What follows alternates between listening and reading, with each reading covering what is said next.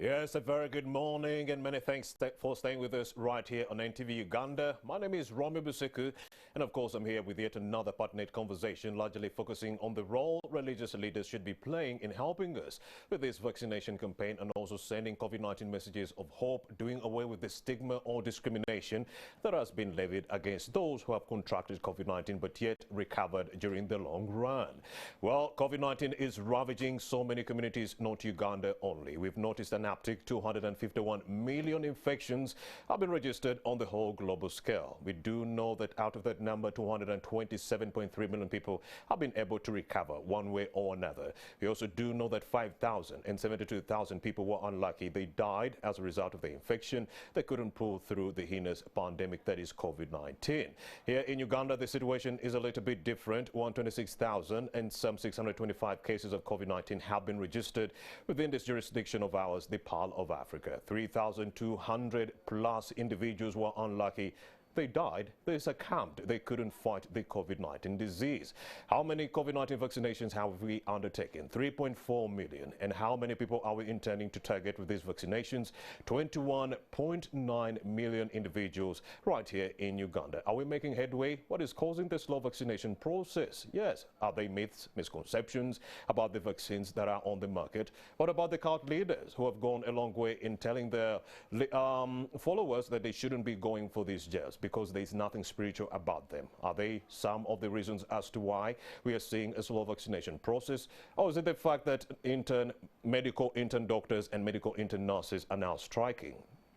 But this is a problem that has actually riddled Uganda for a long time in that regard. So to be able to expound on how best we can ramp up the vaccinations, do away with stigma and discrimination, and also front this message of COVID-19 messages of hope, I'm now joined by Tadeo Atuhura, the communications and partner, that is the Communications and Partnership Manager with Mount May, Uganda. We are also joined by Moses Semugoma, Reverend Moses Semugoma. He is the Mityana that is the Mityana Diocese Health Practitioner, and he's joining us right here on the set. A very good morning, gentlemen. Tadeo and Moses Semugoma. Great morning, viewers. Right. Now, like I did mention, Moses Semugoma, the Reverend, is the Health Coordinator at Mityana Diocese. Tadeo Atuhura, he is the Communications and Partnerships Manager at Mount May, Uganda. Let's talk about COVID-19 messages of hope. Let me kick off with Reverend Moses Semugoma. Largely, how are you able to fight the COVID-19 disease in Mityana? Thank you so much.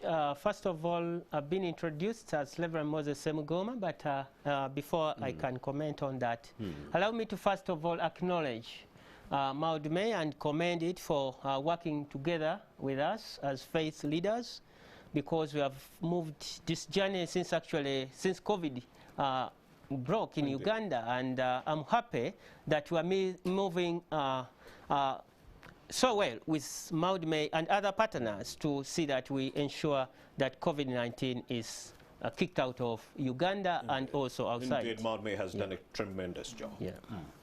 Go ahead, Moses. Now, what is it that we are doing as faith leaders? You know, every disease that comes, it comes with a lot of issues, especially when it comes to myths, conceptions. In that area, I'm coming from a rural diocese. We cover part of Chankwanzi, actually Chankwanzi, Mubende, Kasanda, and Mityana. Those are areas where we find local communities having local ideas, and sometimes even they don't have access to internet to search. To even find out we have a pandemic or not? Yeah. And now, so what you're telling us some people in Mityana do not know there is a pandemic? Definitely, definitely are. Mityana here? They definitely are, and they are saying that it is not there. It is not there. It is not there because neighbor X told them it's not there, it is not there because they do not have the information whatsoever. Some say the neighbors say it is not there. Others say we don't have information to support its existence. But they know it is there. It is there. I hear you. Now, the problem is failure to address the issues. And that is where we are coming as faith leaders, because we have done a lot of sensitization, especially when it comes to observing the SOPs, standard operating procedures, hand washing. And here I am having my sanitizer. I can't move out of home without a sanitizer. I have done social distancing. Wherever I've gone, wherever I find people have already organized for us as religious leaders, you know, sometimes we find people have already organized for us. We try also to make sure that we do a lot of social distancing for our seats. And also we have ensured that people hand wash with soap, because practically people have not been using soap. And now we are telling them to use soap, and also, not only that, to go for vaccination. Because if we don't vaccinate, we cannot move forward with this virus. And I'm part of it. My wife is part of it. We have taken the 2 jabs, and we are done. Actually, for me, I was part of the first group. I took AstraZeneca. Yeah. And my wife took Sinova. And we are all healthy and happy. But some people say when you are vaccinated, you are going to die, you are going to do what? But I want to leave a testimony that we are living happily with my wife, Jackie. Did you encounter any reactions after taking the jab? Not really, not really. Actually, I was from work, I got my jab, first jab, I went back to work, and it was so normal. Just like my wife. We have never had any illness. Reverend Moses Semogoma, you are living an exemplary life, but then we do have cult leaders within Mukono district. Yes, Mukono, there are so many in there. They are telling their leaders that, and followers alike, that you know what? There is no COVID-19, and there is nothing spiritual about the COVID-19 vaccinations. What do you make of that? Now, this is not only in Mukono. It is everywhere. Even our neighbors, even your neighbor can say so. But that is the need to change attitude. Because if people don't have positive attitude, now we have seen cases in these developing countries, and we have seen how the developed countries were affected, but after vaccination, what came? Now we are watching football. You can see how full the football pitches are these days. I think you saw how Liverpool was when Liverpool was playing. The pitch was full because of vaccination, and this is now the way to go. But do these people who say vaccination is against God's way, do they have evidence? Because they should have evidence. You know, theology is reasoning and evidence-based. Yes. And these are the people killing our citizens, yes, in verbatim, if you will. And now when you say people killing, because when you send a message that says COVID-19 doesn't exist, you're killing people. No. Because one way or another, I'm going to leave my house without wearing a face mask, thinking there's no threat out there. So what do we do to actually demystify? They are not killing people. They are killing even themselves. I hear you. Because if you demystify, if you come out to say vaccination is killing people, it's not there, then it means that you are also going to be part of the problem. You will never come out of the problem. And this is actually the biggest problem we need to address as religious leaders, as cultural leaders, as government. And this kind of freedom is sometimes not good.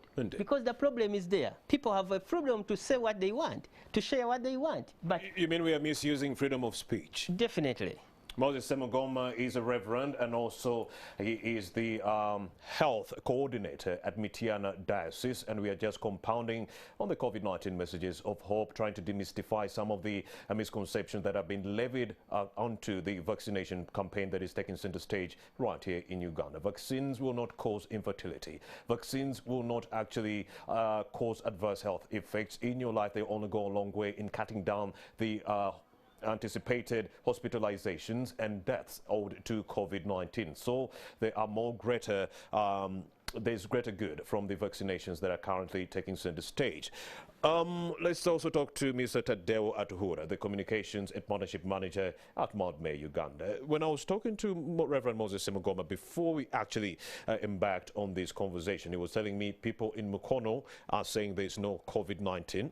That is actually Mityana. There is no COVID-19, and they are saying people are not dying owed to COVID-19. But you and I at Hura know that people have been dying, but it's just that communities have been very, maybe, I don't know, because there were no post-mortem being done on the bodies and so forth. They would just rush and bury and just, you know, maybe guess and say this person died because of witchcraft or so forth. This person had a land wrangle with the neighbor X. That could be the reason why this person died. So there could be more deaths owed to COVID-19, but the fact that community has its own perceptions and misconceptions to do things to do with witchcraft and so forth, they are quick to say it was witchcraft or X and B and not COVID-19. Could that be true? Great question, Romeo. But before I go to that, I would like to appreciate, first of all, the efforts of the faith leaders. Indeed. And also in terms of the partnership that we have with the Minister of Health and Government of Uganda, and making sure that this discussion actually happens, but also the support of the entire program as well. And we will greatly appreciate as well PEPFAR and CDC for ensuring that we're able to engage the faith leaders, and we appreciate how much this has created impact in terms of our people in relation to fighting COVID-19. Yes, and that's the sole reason why actually we're having this partnership, why we are working with the faith leaders. And just like what you've mentioned, is that there are these misconceptions, of course. It's not only actually in the rural areas, but also if you look around, since the numbers started going down, there's been a lot of complacency, whereby even people feel that, no, I think I'm already vaccinated, I don't need to put on my mask, I think the flu is normal, and all that. Which is a big misconception. Yes, and the whole purpose, I think for us, we come from the perspective of continuous awareness and telling people about that COVID-19 is real. I come from the health entity, Amalme Uganda, the Center of Excellence, and we have managed COVID patients. We're involved into vaccination for COVID-19. We are doing COVID-19 testing. So what I'm talking about is real. So the onus is on me and you, Romeo, and Reverend, to take the word further, to say actually this is real. Because when there is a lot of misconceptions, it's you to bring out the truth, and people are able to know. When we had the first lockdown, and we thank so much the president of this country, who said we have a problem. We have a problem which we need to address. And the ministry has been very good, in fact, articulating all these issues in terms of encouraging people vaccination, SOPs, and all that. Now, the stronger angle that we have is the faith leaders' engagement. Because I think, Romeo, on this platform we've discussed before, that the faith leaders have got an audience that come to them every minute, every day, in big numbers, for counseling, for celebration, he's just talked about when somebody has died, they're invited to go and pray, and all that. So they have got a platform constantly before them to talk about this. So for me, it's more of how do we continuously sensitize people. We're just talking about 2 to 3 years of this pandemic. I mean, it's been all over. But still, there will be people who would say, no, I think it's not true. I think it's just a normal flu. I think it's this. And sometimes it's because people are ignorant. They really do not know that I think this is what it means. And the ignorance has led to a burgeoning number of cases being registered in Uganda. Because if we say, no, this individual didn't of COVID-19, we are going to arrange barriers. Minors are adhering to the SOPs. The mourners are going to come to this barrier. They're going to interact with the family members who might have contracted the disease already, and it's going to spread within the village. Yes, but also the other aspect, Romeo, that you might be aware of, there is the cultural attachment to when somebody has died, to everything that we do, be it celebration, be it sadness, be it everything. There is that family togetherness. And one of it is, at least from the community I come from, or the communities that we've interfaced with, I think Reverend also is aware, that we have an attachment to our people who have died. So when somebody dies, people want to come together and then see their dead off, and to say we are really in pain with the person who was lost, and we want to be together as a family. Now, what does COVID-19 do? COVID-19 comes up to say, social distance. Now, it's hard for somebody to say, okay, if my father is dead and I can't tell my uncles that, please, burial is only going to be by A+, the rest of us, everything is going to be scientific. It becomes a little bit hard for me to believe that that can happen. So unless we have this message out, and that's the whole thing, that people will say, I can't really.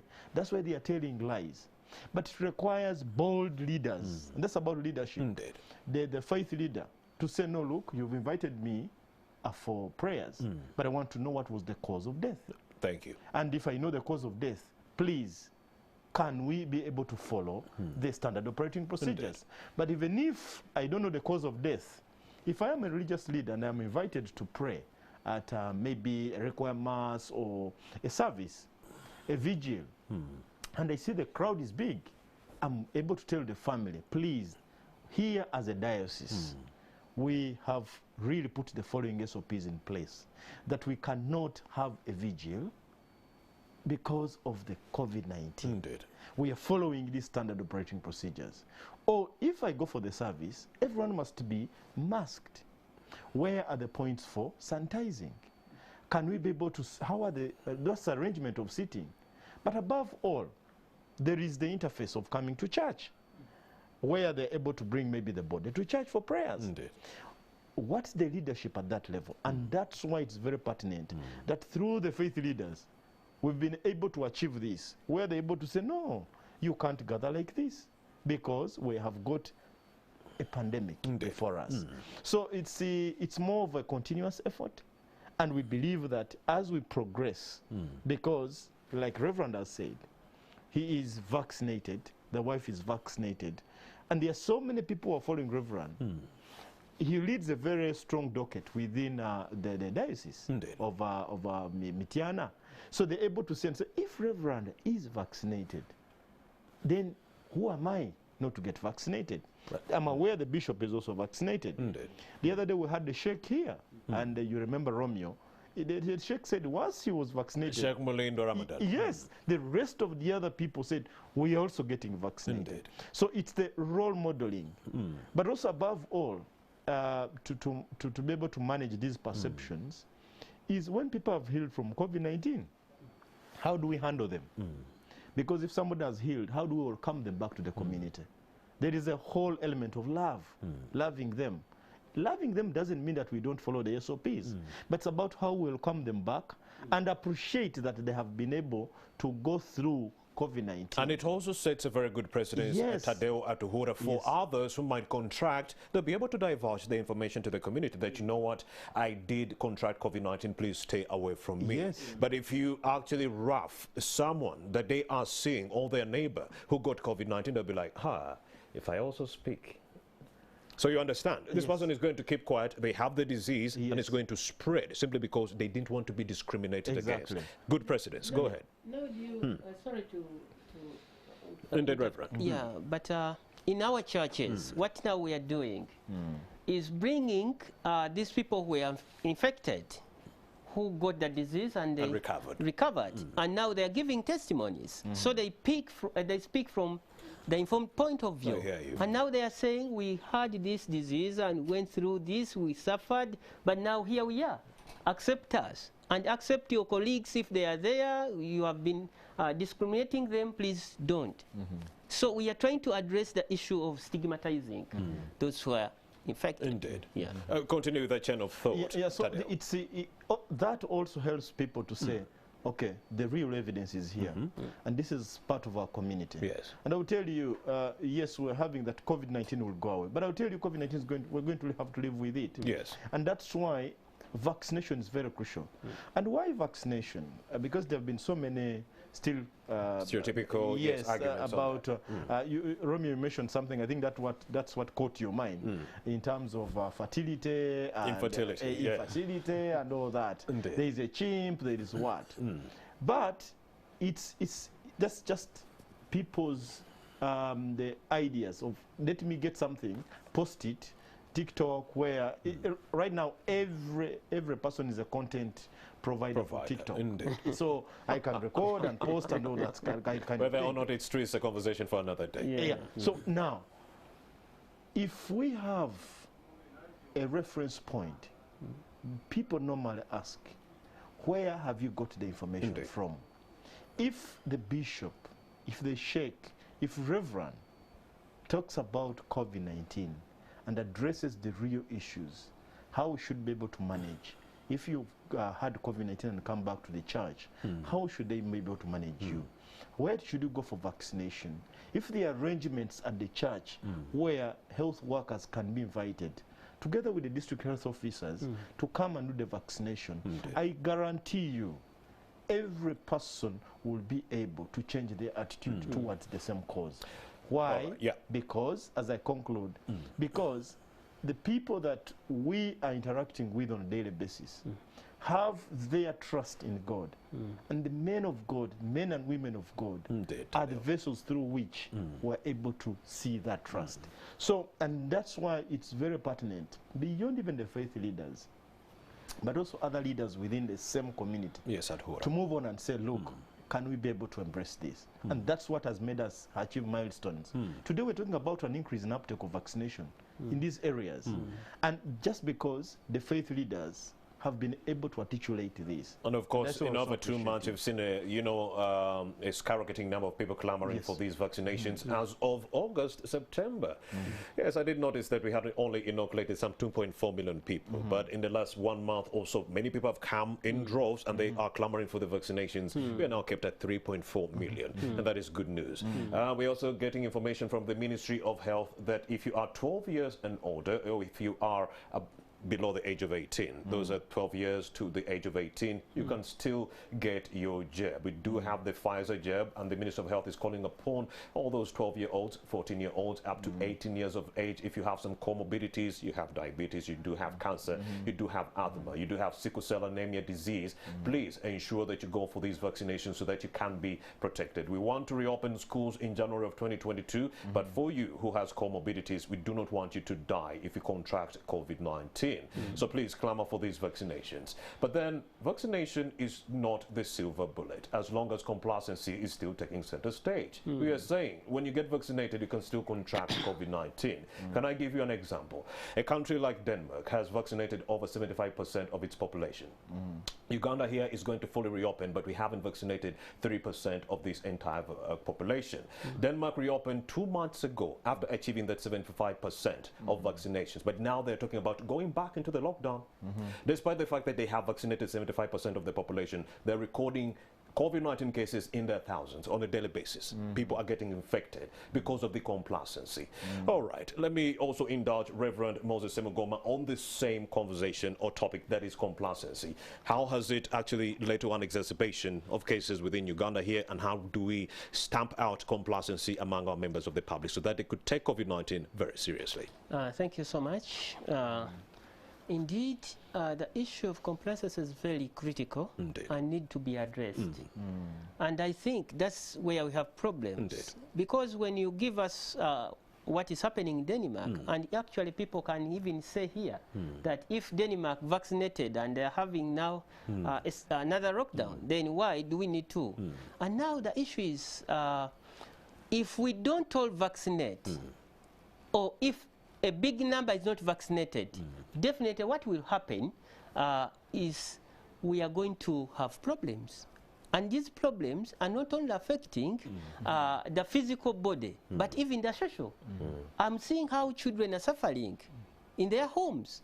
They want to go home, to school, they are not going. Let me give you an example of my youngest daughter. One day she wrote me a letter, "Daddy, good morning, my lovely daddy. How are you?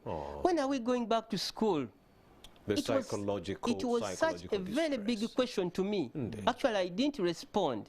And this girl came early morning to say, "Daddy, did you read my letter?" This is the girl who is in top class. Now, 6 years. If we are joking about this virus, we should stop it, because it is going to affect us as Ugandans. It is going to affect us as individuals. It is going to affect us even at our family level. So the issue should be addressed at all angles. How is the main $64,000 question. Now, how getting everyone on board. Indeed. That is it. If we don't accept that the virus is there and we need to address it together, we cannot overcome it. Now, the Bible says in Hosea 4:6, that people perish for lack of knowledge. I'm sure many science have come out to explain the virus, how it comes, and how it can be prevented. We have also done our part as religious leaders. I'm happy. NTV is always having sport messages. Statistics on COVID. Yes, that is enough to tell people that we have a problem and we need to address it as a team. But then we are getting problems from the cult leaders, from the politicians who are saying, no, that is President Museveni and these people playing gimmicks with COVID-19. There is no disease. Go ahead. Now, that one is another problem. We cannot actually discuss it right now. Because you as religious leaders, you are in tandem or in close proximity with these citizens. That's why we are saying you should be brought on board. Now, another group that is near the citizens are the politicians. Now, if they are the ones sending a message that is anti-vaccine, that is largely calling for anti-vaccination, wouldn't you say that they are the people pulling us back? Definitely they are. Let me give you a scenario. I'm a religious leader. Indeed. And I've buried many people. Many people have died of this virus. Many people during the lockdown. And these are guys, the politicians, were nowhere to be seen. But we as religious leaders, we could be invited to officiate these burials. Indeed. And we had to make sure that we observe SOPs. We had to go to these people because we need to show them love. And how do we show them love is coming near them, but again, observing the SOPs. Now, here I am. I'm putting on my mask, not because I don't have a good mouth, but I'm trying to protect you from the virus, just in case I am infected. If Tadeo is infected, he cannot pass it on to me because he's protected. So what are we saying? We need to stop politicizing every issue. Actually, that is the biggest problem. And even cultural leaders, and even some religious leaders, they are saying vaccination is not good. The virus is not there. In our communities, they are saying so. But we are suffering, and we have seen many people dying. We buried a wife and a husband in Mitiana there. Question is, how are the children now pulling through? Now they are struggling. They are struggling. And now these are people who are saying the virus is not there, but they are not coming to support their family. Indeed. So in Uganda, we say, nanyinimu bwatakwatamu enkoko zifanaganga. If we religious leaders were not involved in this fight, because we have people, every time we are called to officiate events, so we have the right to tell people that the virus in the house, and the only way we can do it, we can come together, is to come together to show that God wants everyone to live. But how do we live? Is doing what you are supposed to do. Because Professor Maswa one time said, health is made at home and repaired in a hospital. Indeed. I concur with that statement. Because if we are to live a healthy and happy life, we need to start from our homes, in our communities. Not at national level, not looking at a politician, because at the end of the day, the politician will leave, you are going to suffer. We have seen this. And we have seen scenarios where politicians, for them, they can afford to get good medicines, where our community members cannot. Indeed. But now the COVID-19 pandemic has actually riddled all those avenues. Now they cannot fly out of the country. They have to grapple with the meager resources in our health facilities, just like us. So lessons learned during this COVID-19 pandemic. This is to do with complacency. but Romeo, it's not all... well, I think it's not all politicians. It's, not all. It's a few of them, but also it's our biggest role, and that's the partnership that we're having with the faith leaders, because even for any activity to take place in the community, you know, in the program there is always prayer, and there must be a faith leader. So that faith leader is supposed to champion everything that takes place at that event, and that's why we really appreciate our partners for having really seen how can we be able to work together with the faith leaders to bring out this message continuously to our people at different levels. Reverend points out something very fundamental, that the way how people see us is what they take. So they will always say, yes, I'm able to wear a mask because my bishop is wearing one. I'm able to wash my hands because my reverend is wearing one. My parish priest is wearing one. My imam is wearing one. And that is able to bring the message home. I'm getting vaccinated because the wife to our reverend is vaccinated. And this conversation here is going to lead us to support all the other initiatives that are taking place.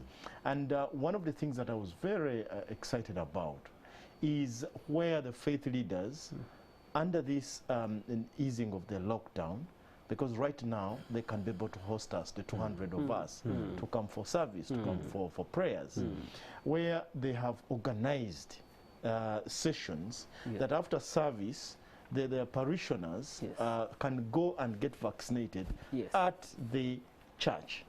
Now that makes it easier for our people, because also the other aspect that we've had is that sometimes the people walk some distance to go to the health facilities, and yet they get tired. But if I know I'm going for mass, I'm going for service, I'm going for Juma prayers, and then as I come back, I'm going to get vaccinated. It's going to be very easier for this uptake to increase. Two birds, one stone. Yes. So that consistently done, we're able to achieve a lot.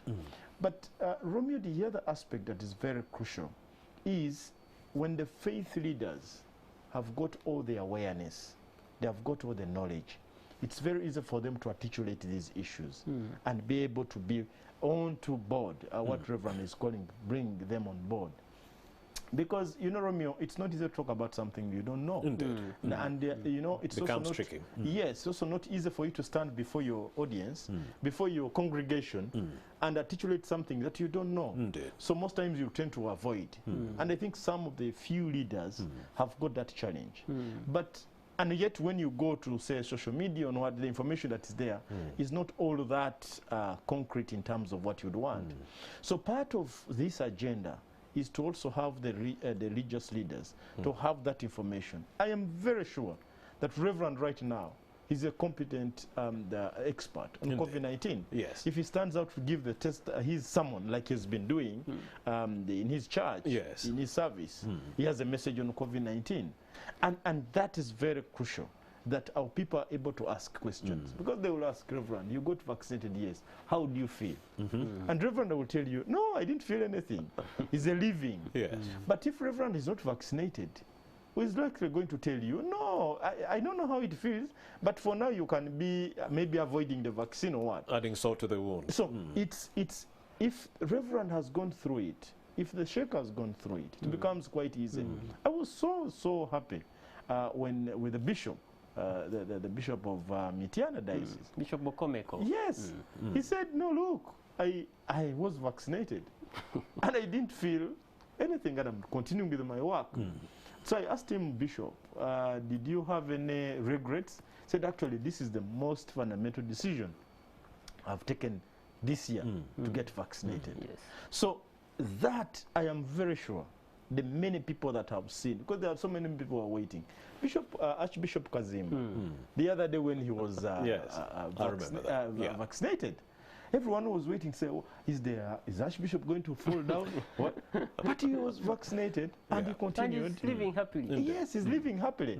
So those testimonies are able to lead us towards a positive trend in terms of the uptake. And lastly, Romeo, is where we appreciate so much, living the practice. And I've always said this even when I come to NTV. Yes, Tadeo. The doors are open. You don't have, you limit the time of touching doors. They are open. You can access, you have the sanitizer, temperature gun everywhere. you really see that people are living the SOPs, not just talking about them. Yes. But Just beyond the screen saying that please sanitize, no, but living. I kept on seeing Romeo avoiding us, keeping a distance. You know? Yes. And I said, wow, this is good, because when people see that, they are able to walk the talk. Indeed. And that's what we are looking at. If we can only be able to tap into that, that is going to help the entire teams fighting the pandemic. Be the Minister of Health, be the districts, be the president, because he has already set the pace that, please look, there is a pandemic.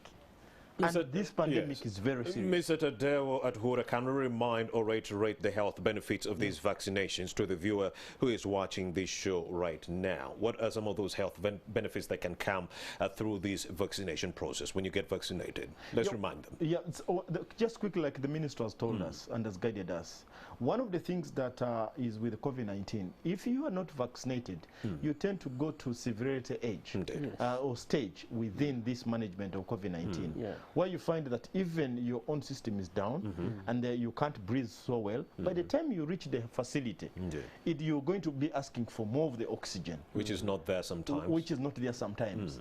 And that means it's very hard for the health workers to manage you at that level. So it becomes so hard to have so many people on that stage into the facilities for them to be managed. So let us be honest. If I get 5,000 people who are in need of oxygen and I'm getting them in a rural area, it's let's be honest. Even we saw the US, even the other countries, we're having challenges with some of these equipment to be provided to save their own people. So even us, what we have can only be used if we do the other prevention. So if you're vaccinated, you don't reach that stage. It means that they can even manage you without you needing oxygen. Indeed. So, and we have seen, science has shown, and we've got reports, so many reports that have come from the ministry. Even us as well, we've seen that people who have been vaccinated do not reach that level. Indeed. And that's why we are telling everyone the vaccine is authentic, it is right, it's good for you to take. Listen to the message from the Minister of Health and go and take this jab. I have taken it. My wife has done that. Indeed. And as the children, the university students are going to school, we'll have our children go and get vaccinated. And then there was also this perception that, no, if you are young, you don't need it. No. We are now saying 12-year-olds need to get vaccinated. We had people who died of COVID-19 who are young. And that was surprising. At first it was like, no, it's for the elderly. That disease has come for the elderly. No, my friend. As long as you have comorbidities. Exactly. So you need to make sure that you have taken this vaccine to prevent yourself. But the other thing is, we live in a global world. We live in a place whereby we are free to interact with each other. But there comes a moment when you can't fly out of the country because you're not tested for COVID-19. You're not vaccinated because the other countries will not accept you. So it's also very good for us if we are talking about normalizing what we were doing earlier. It is just beyond just walking to school, but also even other entities. The president said he's opening up the economy in January next year. What does that mean? It means that for you to access all the amenities within this economy, you need to get to be vaccinated. Because people will start saying, Romy, are you vaccinated? That's why they're issuing vaccination cards. Yes, are you vaccinated? No, I'm not vaccinated. Okay, I think we need to see how to manage you another. It's not about stigmatizing, but also, like I've mentioned on this show before, it's a time for us to take on the mantle. We've had a lot of efforts. We have been rallied several times by different entities. It's us now, Romeo, to wake up at home and say, hey, I'm here, am I vaccinated? Can we remind the viewer that irrespective of the fact that they've been vaccinated, they can still contract COVID-19 and pass it on to the other unsuspecting citizen? And that's the other bit, because part of the complacency that we were receiving was that I am vaccinated and therefore I don't have to keep on wearing my mask. That's not true. Actually, you can still get infected by COVID-19, Denmark even is when learning you're the hard way. vaccinated. So, and although we are saying that you're not moved to the stage of severity, but you need to prevent yourself. So you can't say, no, I see the snake there, they have told me it's there, but after all, I think the hospital can treat me, let me touch it. No. There is an antidote. Still, please, Protect wear yourself. your mask, sanitize, keep social distance. That reduces the infection rate, but also it reduces the management stress in the facilities. That if you have so many surging in the hospitals, it becomes really a lot of pressure. So if I'm able to do what is there for me, I wear my mask, I sanitize, I keep my social distance.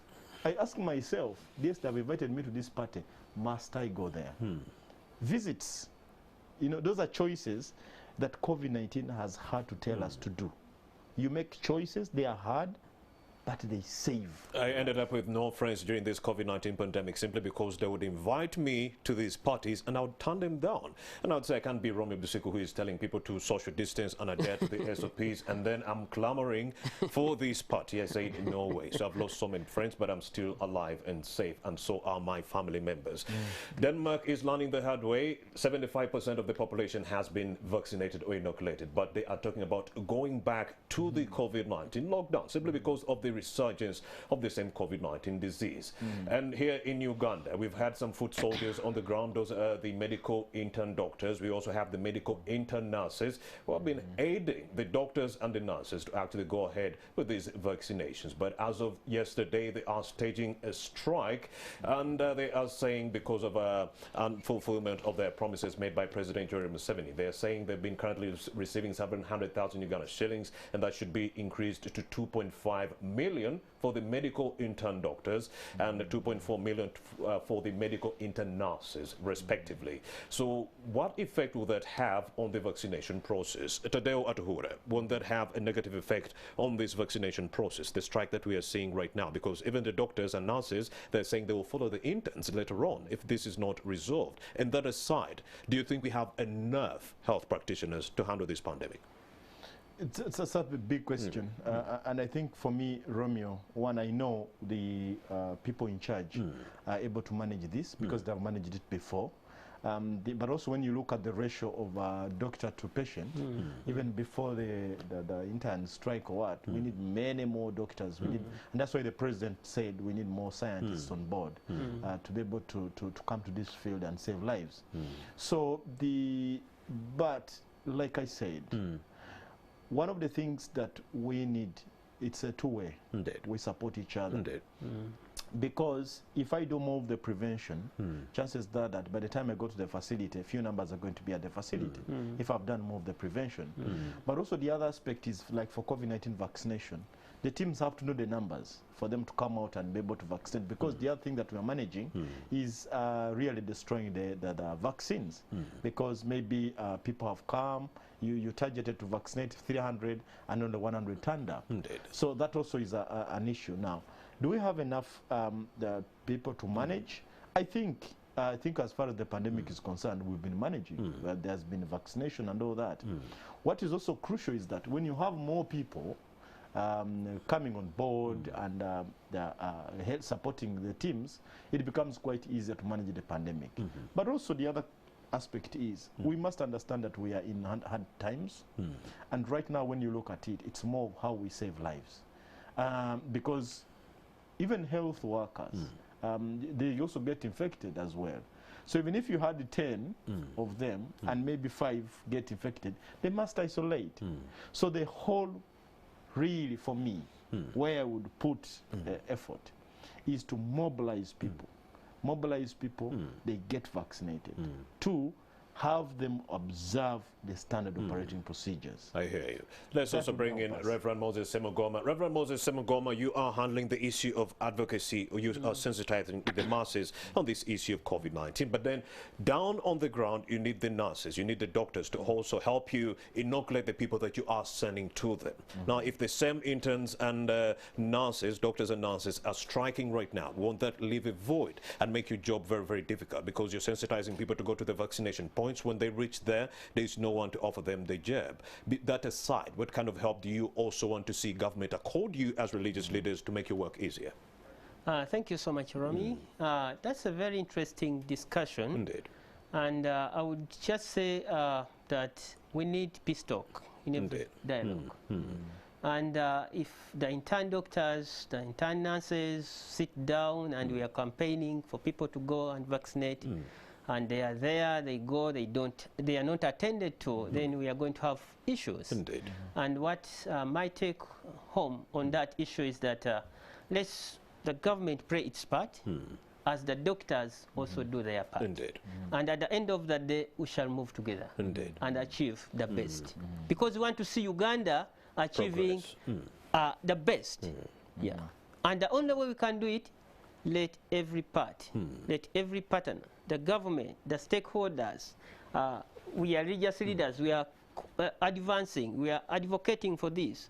Maudime has training institutions, actually. You have a training institution and you are training nurses to go and work. So if they are there and they see it, they are not, they are striking, then that means that we are going to lose a lot of things. Indeed. The issue of interns aside, many people, health experts have come out to say that maybe we should be recruiting third-year students who haven't finished university to come and aid the people who are already on the front line battling COVID-19.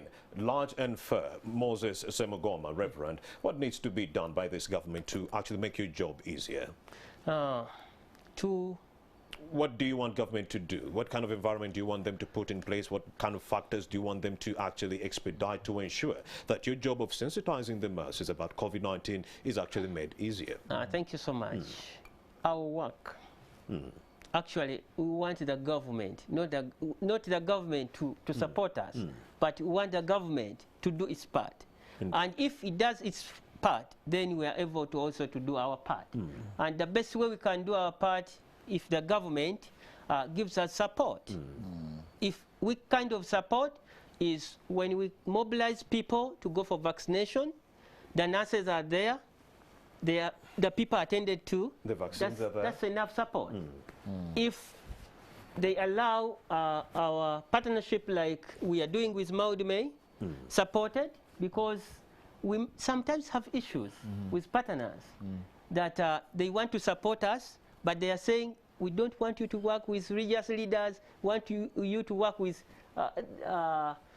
such partners. You know, sometimes they are there. And if we are to move together, the kind of support that the government can give us is to play its part.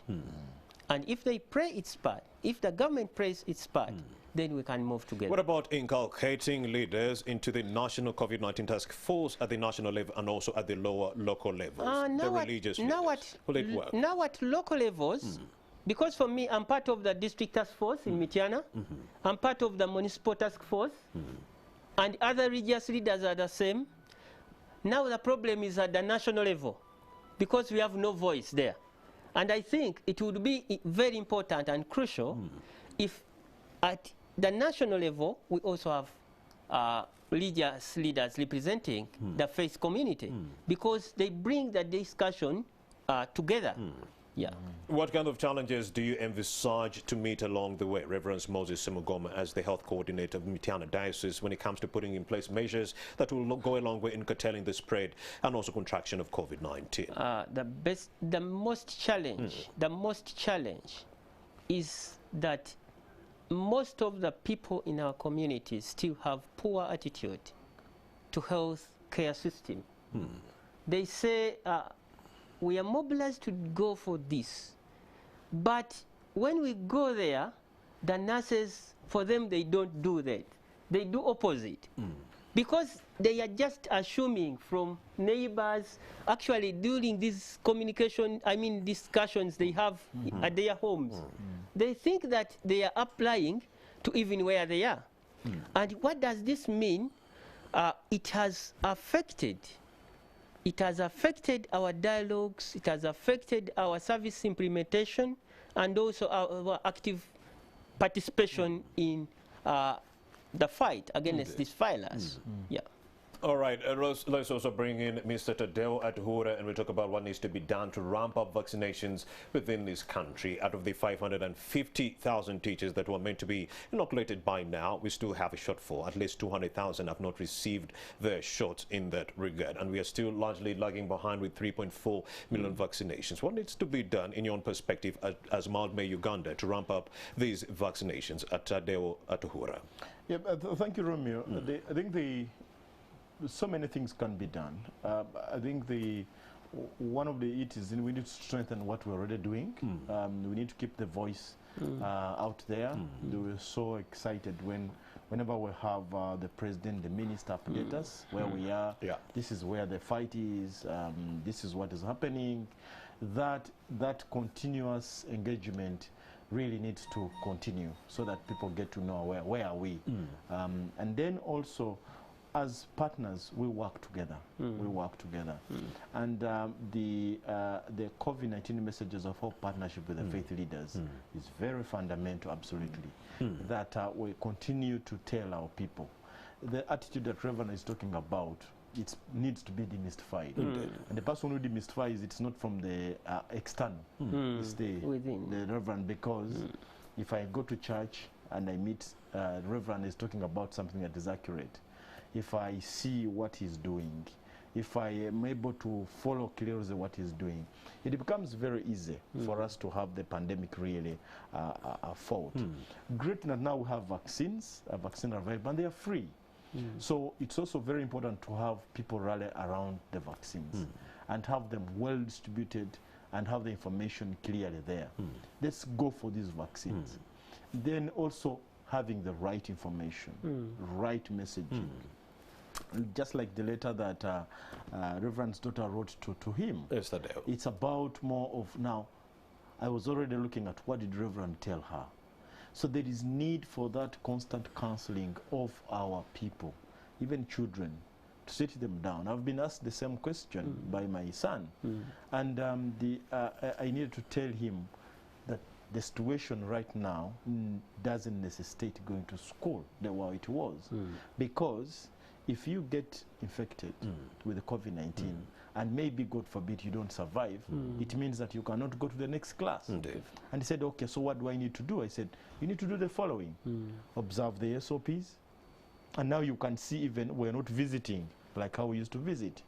And that he was able to understand that I think we have a problem that needs my effort. The challenge is that if we want to keep it to ourselves and just want them to follow, it's not that easy. So as part of our bigger fraternity, and that's why the role of the faith leaders, of Reverend and the rest of them, is very crucial, is that when somebody comes to you for counseling, when somebody is talking to you about their issues, the message is very clear that, look, you need to go for vaccination. You need to, it's not about witchcrafts. It's the first time that I've heard about witchcrafts from Romeo about COVID-19. But it's not witchcrafts. It's not anything. Nobody is charming you.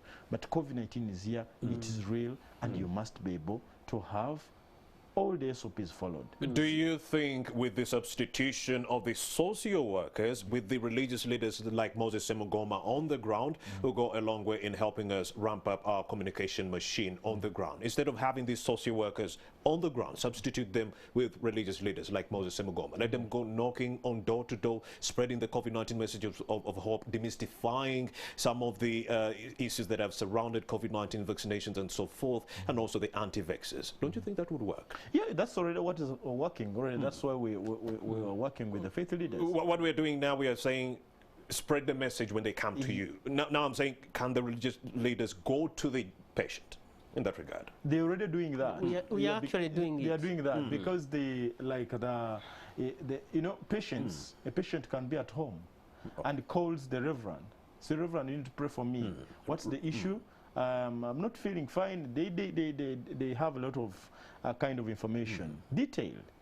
The Reverend is able to say, no, actually from what I have, the symptoms you're talking about, may be linked to COVID-19. Have you thought about testing? So more or less, Moses Semogoma, this is a personal initiative by Mityana Diocese. You take it upon yourself as your corporate social responsibility. But what I'm saying, as an issue of policy, can government expedite it on a countrywide basis whereby they use you as religious leaders to go on the ground and spread these COVID-19 messages of hope? Wouldn't that work? Yeah, it will definitely work. Because I've seen it working with Maud May. Yes. Because even you have a platform, WhatsApp platform, where we share messages of hope, and we communicate these messages of hope to other platforms we have. And we have seen people getting us, calling us. We have this message. What can you say about this? What can you say about this? I think that's the way now to go. Indeed. That's the way to go. Yeah. All right, that is Reverend Moses Semogoma. Yes, maybe I should give you a few seconds to just give us your parting shots. Oh, thank you so much, Ronnie, and I'm so humbled to be part of this discussion. And I want to say... Talk to the anti-vaxxers, the cult leaders and so forth. I want to say COVID is real. COVID is here. We don't know when it will end. But the only way we can do it, or we can stop it, is doing what we are supposed to do. And what we are supposed to do, let us observe the SOPs set for us by Ministry of Health. Actually, not only Ministry of Health, World Health Organization, because they apply to every country. Indeed. And another thing that we need to do, let us all be champions of change. Let us go for vaccination, because vaccination is